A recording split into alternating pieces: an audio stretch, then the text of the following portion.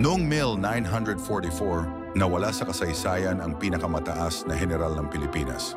Si Brigadier General Vicente Lim, ang unang Pilipinong nagtapos sa West Point, nahuli ng mga Hapon habang nangunguna sa guerrilla operations sa Batangas. Pero pagkatapos niyang maging bilanggo, parang nabura siya sa mundo.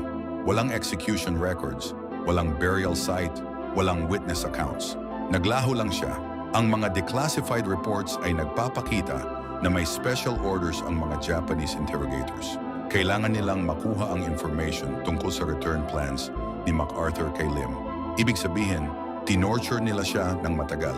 Pero ang mas nakakatakot pa, lahat ng captured Filipino officers sa facility na iyon ay may records.